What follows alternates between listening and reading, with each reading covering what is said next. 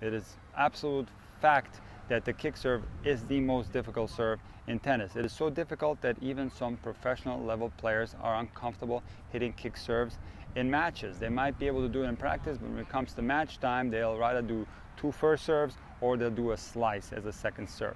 What happens to a lot of players that learn the kick serve too early is that they end up with an inability to hit a flat serve, so are basically stuck with very weak serves, because the fact about the kick serve that's undeniable is that it's not a powerful serve. Naturally, if you execute the kick serve correctly, it takes a lot of power out of the ball. And if it's learned too early, players get so used to this lateral swing path that they have a very difficult time flattening the ball out. So as much as they try, every serve has some kind of funk on it. They have a very difficult time at getting power on their serves. Another big factor why the kick serve shouldn't be learned first is that players do not possess the proper fundamentals, therefore don't have a lot of acceleration. So what happens with recreational players that learn the kick serve too early, they will have a lateral approach towards the ball. So naturally, high-level players with all the correct fundamentals present in the serve, even on the kick serve, will have the racket go out towards the back and have a forward approach towards the ball and then a diagonal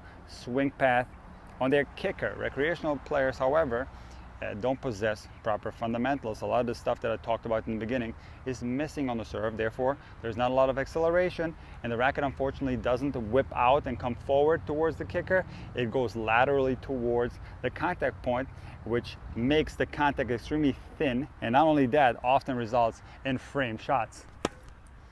Also, players build such a muscle memory in a toss that's arced, and they always have the toss travel towards the 11 o'clock area on right-handers. And this is something that's also very difficult to break if it's learned too early. So a toss like this will be okay on a kick serve, but it will cause major problems if you're trying to hit a flat serve or a slice serve, because a sideways toss like this will almost guarantee that the racket is more tilted towards the side at the moment of contact, which makes it impossible to get slice on a serve, and it makes it very difficult to flatten the ball out from this position.